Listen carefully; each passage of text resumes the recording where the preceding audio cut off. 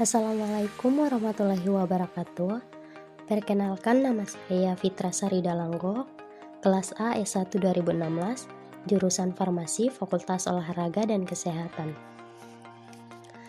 Baik, di sini saya akan menjelaskan materi saya yang berjudul Sintesis Senyawa Turunan Pirimidinon dari Analog Biskalkon 3E, 5E, 3,5 bis 4 methoxybenzyridine N-metyl piperidine 4-on sebagai senyawa anti kanker. Manfaat dan keunggulan. Salah satu senyawa yang berpotensi untuk diteliti dan dikembangkan sebagai anti kanker adalah turunan pirimidinon. Pirimidinon merupakan suatu senyawa yang paling banyak terdapat di alam. Pirimidin dan turunannya banyak dimanfaatkan dalam bidang farmasi dan biokimia karena memiliki aktivitas biologis yang berpotensi sebagai agen tumor. Nah, perencanaan dalam mensintesis senyawa organik dilakukan melalui analisis retrosintesis. Namun sebelum analisis retrosintesis dimulai, maka perlu dilakukan diskoneksi, di mana diskoneksi ini merupakan tahapan retrosintesis yang melibatkan pemutusan ikatan untuk membentuk dua atau lebih sinton. Jadi, proses diskoneksi ini dimulai dari molekul target yang dipecah menjadi molekul yang lebih kecil atau bahan dasar sintesis.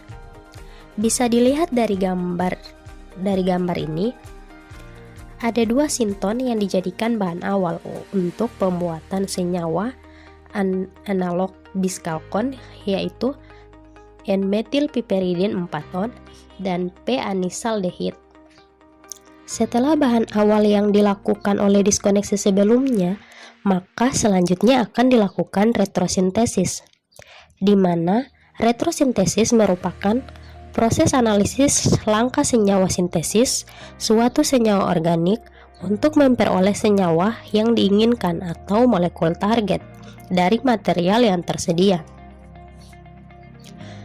Retrosintesis dapat dilakukan dengan mereaksikan senyawa N-metyl piperidine 4-on dan P-anisaldehid serta dengan suatu turunan urea, yaitu 4-klorofenil 3,4 diklorofenil urea, sehingga akan menghasilkan suatu molekul target yang memiliki struktur 4-klorofenil 3,4 diklorofenil 4 methoxybenzyridine dan 4 methoxyfenil.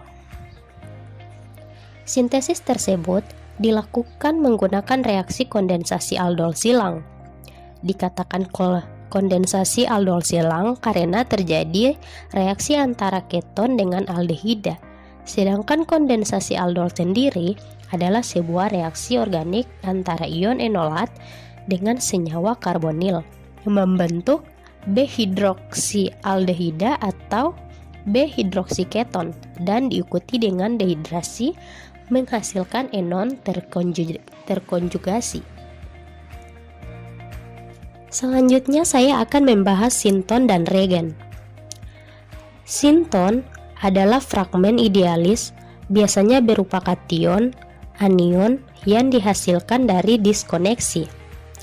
Seperti yang sudah saya jelaskan sebelumnya, sinton yang dihasilkan dari diskoneksi pada senyawa ini yaitu N-metyl piperidine 4-on dan P-anisaldehid. Sinton pada dasarnya tidak ada di pasaran, sehingga harus membentuk reagen yang mana terdapat di pasaran, sehingga berikutnya kita bisa mensintesis senyawa dari reagen yang bisa dibeli di pasaran. Reagen inilah yang disebut sebagai material pemula, yaitu senyawa yang digunakan dalam reaksi sintesis sebagai pengganti sinton. Dalam penelitian ini, tidak digunakan reagen sebagai pengganti sinton, karena reagen yang dihasilkan pada senyawa ini terdapat di pasaran sehingga dapat langsung digunakan. Adapun reaksi yang terjadi yaitu reaksi kondensasi aldol. Reaksi kondensasi aldol merupakan reaksi pada suatu senyawa yang memiliki hidrogen alfa untuk membentuk enolat. Tetapi, apabila terdapat dua senyawa yang sama-sama memiliki hidrogen alfa, maka akan terbentuk produk campuran. Untuk itu, dapat digunakan reaksi kondensasi aldol silang dengan menggunakan sebuah senyawa karbonil yang tidak memiliki hidrogen alfa. Reaksi kondensasi aldol silang merupakan suatu reaksi kondensasi aldol yang terjadi dengan cara mereaksikan senyawa antara keton dengan aldehid, antara dua aldehid atau senyawa karbonil yang berbeda. Metode dan cara kerja. Untuk mensintesis turunan pirimidinon dibutuhkan senyawa 0,349 gram analog biskalkon. P-anisaldehid direaksikan dengan N-metilpiperidin 4-on. Langkah yang pertama dilakukan adalah dilarutkan dalam etanol, ditambahkan N-metilpiperidin 4-on dan NaOH 40% untuk mencari senyawa turunan kalkon.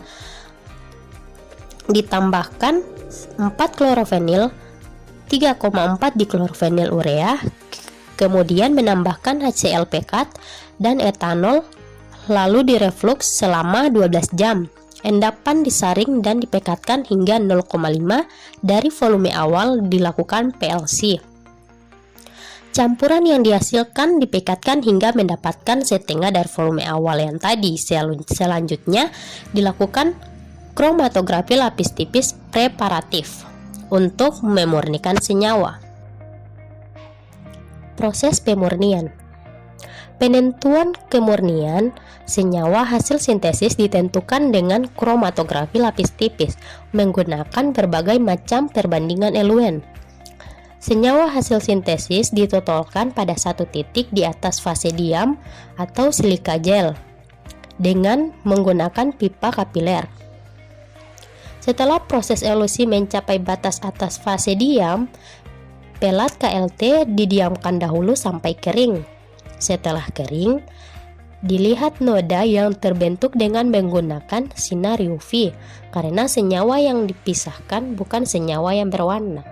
Kemudian dari setiap noda yang tampak ditentukan nilai RF-nya dengan rumus RF sama dengan jarak tempuh zat pada plat dibagi jarak tempuh eluen pada plat.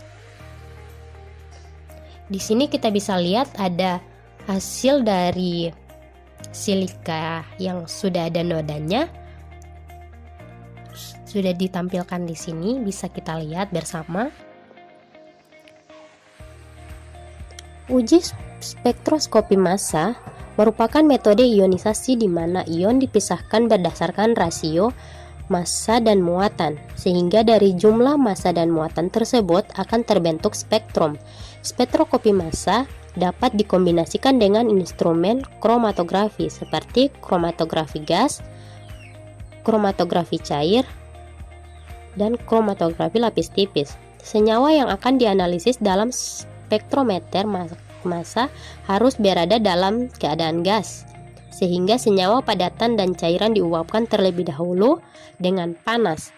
Uap yang terbentuk akan disinari dengan sinar elektron multiplier yang memiliki sensitivitas deteksi hingga tingkat nanogram dalam spektrometer massa. Selanjutnya, detektor memberikan informasi yang kemudian akan didapatkan spektrum massa yang berupa pola-pola fragmen.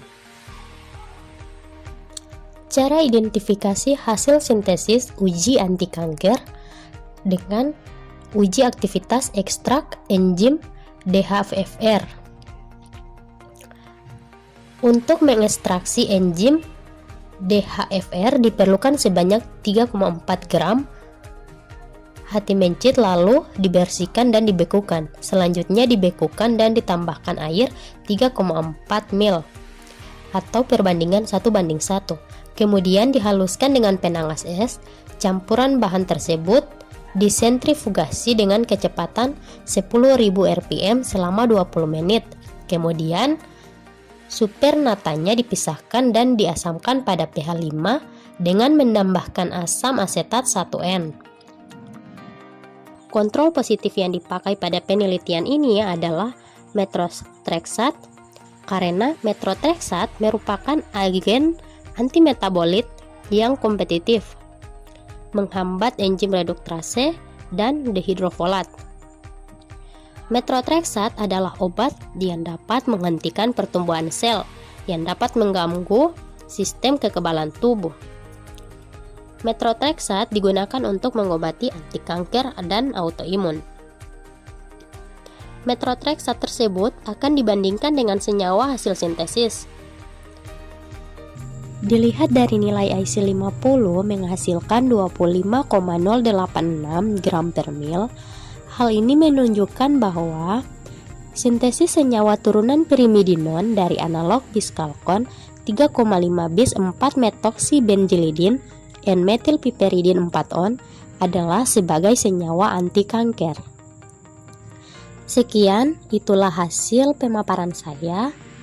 Mohon maaf apabila ada kesalahan kata-kata. Wassalamualaikum warahmatullahi wabarakatuh. Stay at home.